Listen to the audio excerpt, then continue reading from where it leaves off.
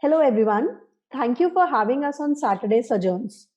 As an initiative, what LEAF has done is provided a space to young practices like ours for not only in terms of sharing our work, but also our position, our stance, our ideology and principle. And with this approach, we believe it will not only be a platform to present ourselves, but also a platform to mutually learn from our friends and professional colleagues. We are therefore truly honored to be here. Thank you, Aniket, and thank you, Lee, for organizing this.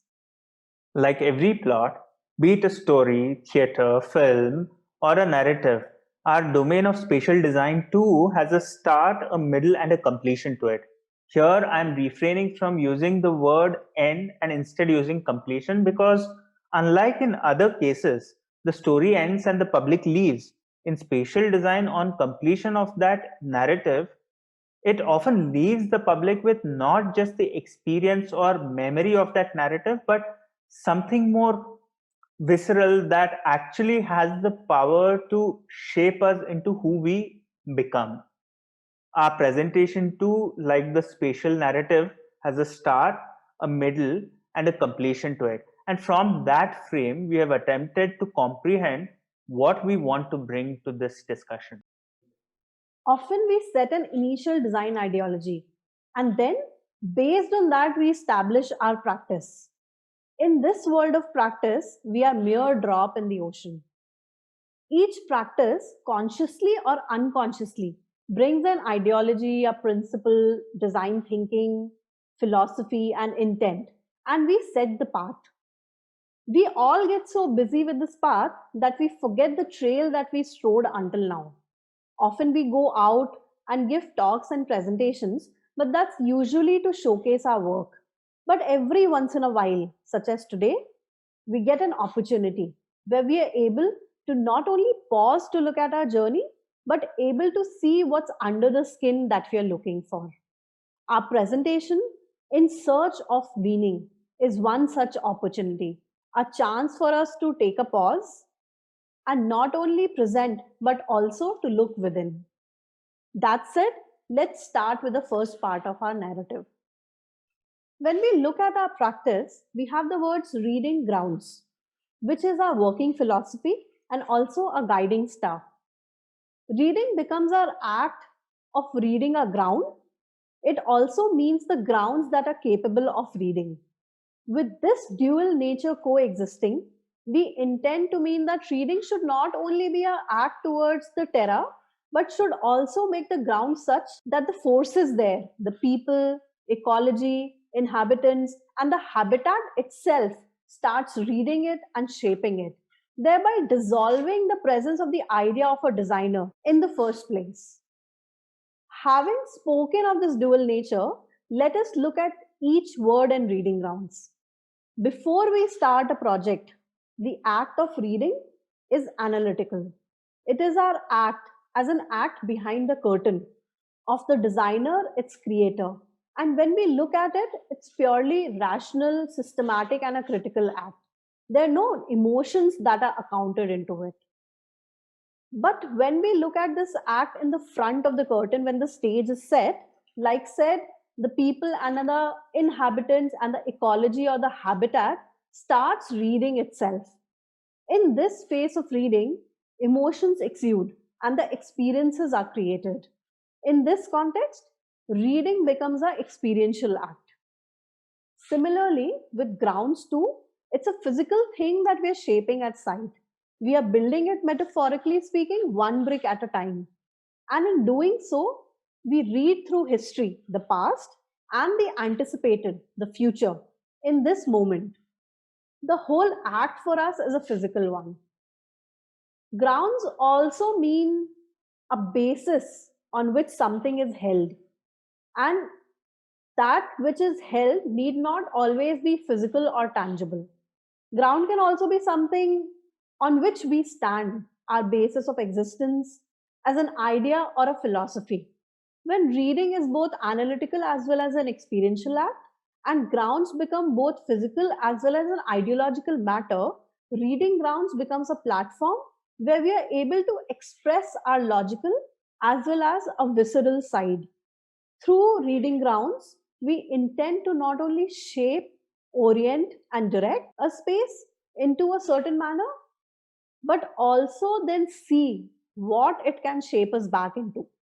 With that, we move to the next section, the middle. The middle is a space with many possibilities. Here, seemingly impossible things become possible.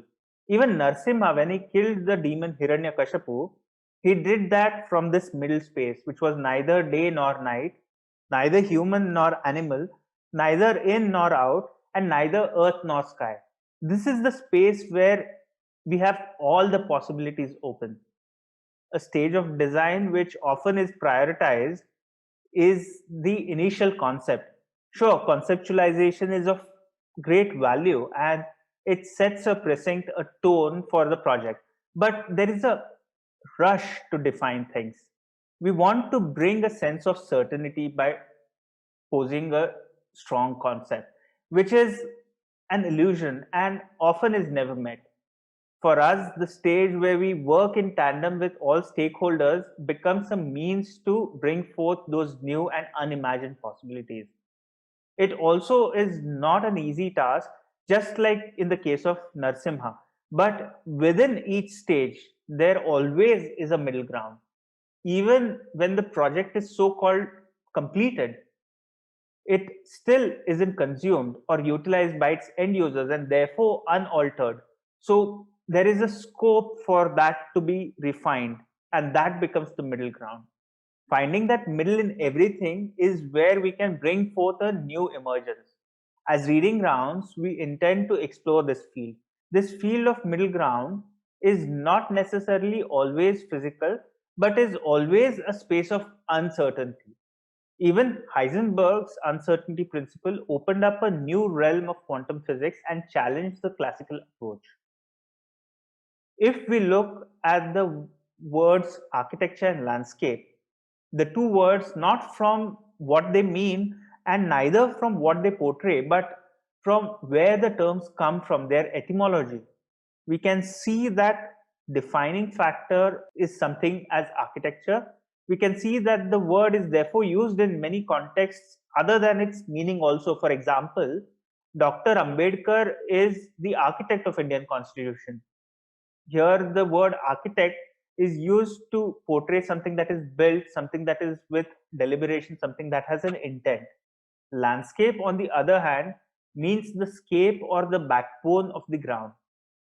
The prior is our act of defining, while the latter, landscape, is a natural course that evolves through time.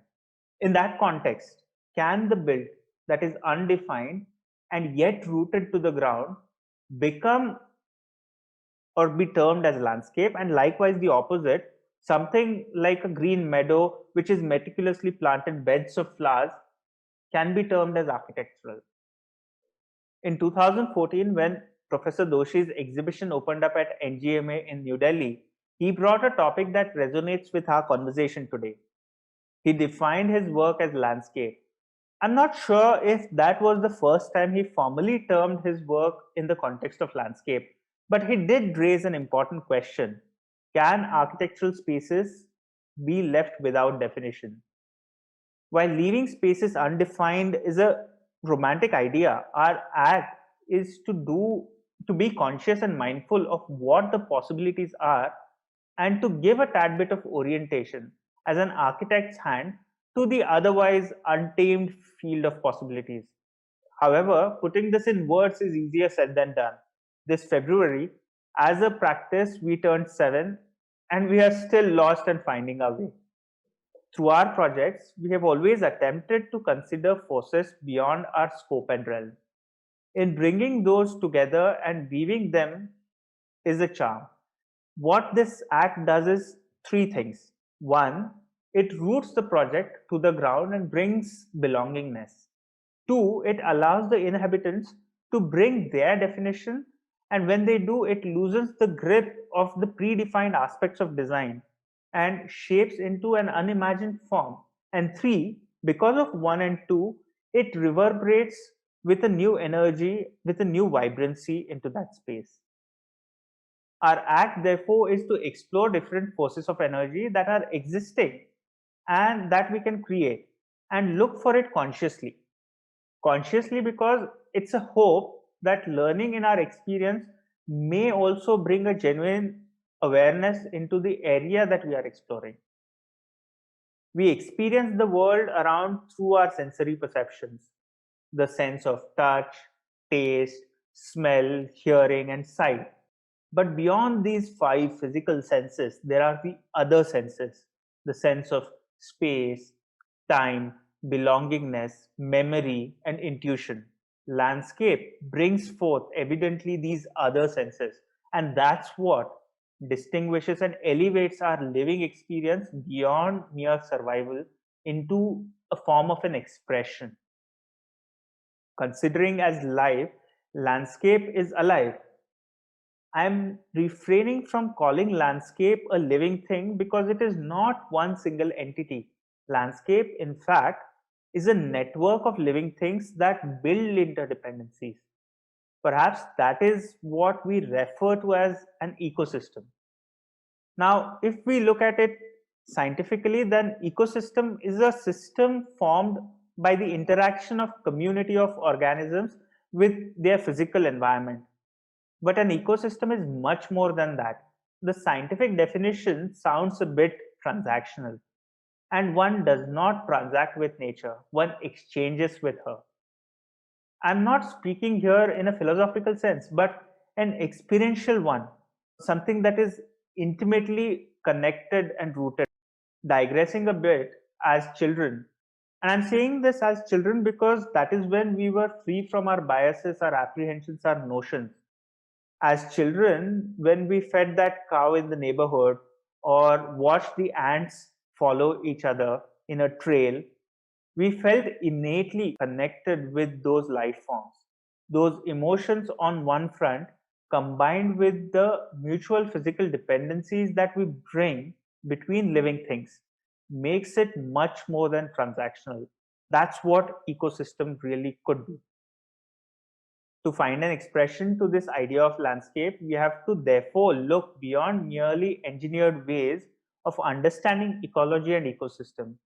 We have to observe innately, intuitively, and instinctively at life. We may frame an assemblage of words in our day to day language to merely communicate, but we often turn to literary works to find an expression, to be inspired. The conventional planning approach of survey, analysis, and design may be good in reading the physical correlation between ecology and ecosystem and may inform us well in structuring them. But often turning to Mother Nature will allow us to find that expression, like in the literary work, that inspires us, that touches us, that moves us.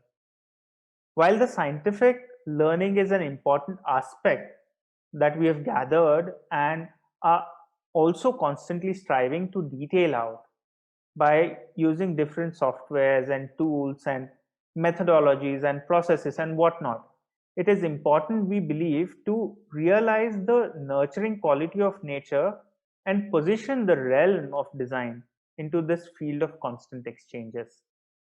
In that context, as a practice of today's day and age, we are technically well equipped, and that's a generational advantage we may have.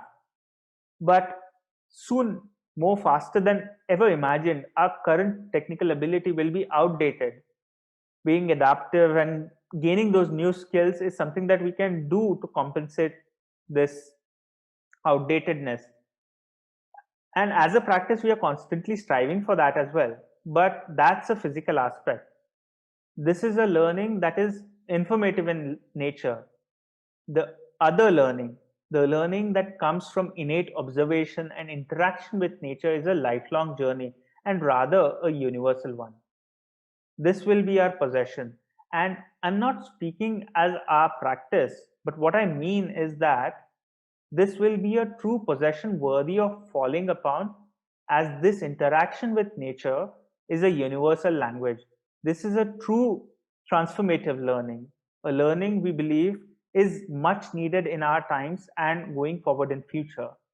Having said that, As a practice, we recognize the pros and the challenges of both these facets, the informative side of learning and the transformative side of learning. And therefore, we bring a coexistence of both these ideas, both these aspects into our work.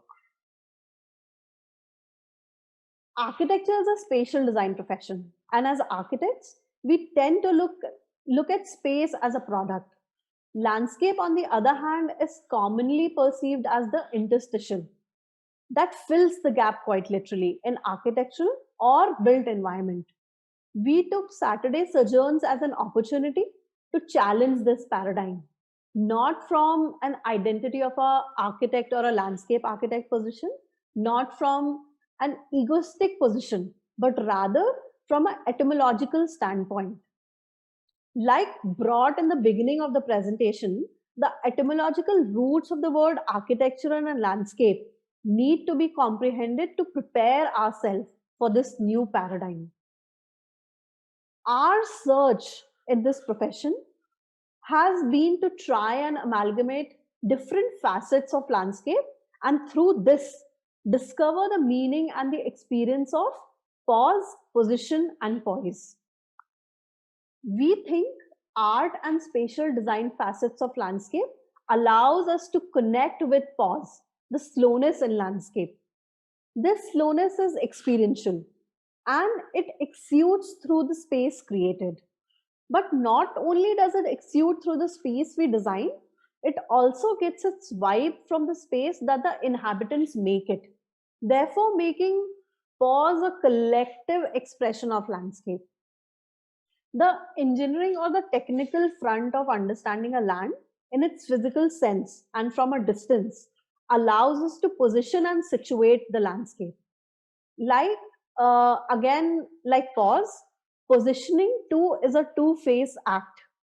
One that requires a technical understanding, and two, which is a more important and a rooted one, I feel, requires an ingenious and a native learning. Often we strive to learn these aspects of landscape through local villagers, farmers, people, and forces that are really rooted in the ground. The poise, on the other hand, is ethereal. It's hard to describe and it's only experiential. Speaking about it any further is only futile, and it would be fake if we say we understand it. Knowing that it is something that cannot be understood in totality, one still has to strive for it. Just like in Riyaz, the singer practices day in and day out without worrying about perfection, but immersing in the act totally. We as practice attempt to do that consciously. It's a simple act, but not an easy one. In this realm, we have attempted to jot down our idea of feeding. It is an intimate affair with land, with Mother Nature, with ingenuity and rootedness, and by becoming one with the context and the process. Our hope through this is to give a new direction to not just our practice but to our profession, our discipline. Time and again, the world, particularly the Western idea of academia, seeks a scientific validation to everything we do.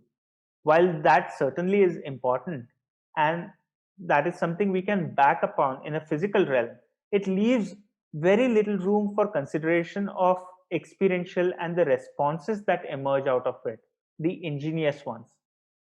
Our hope is to bring the balance between these two facets into our work, the scientific and the ingenious one.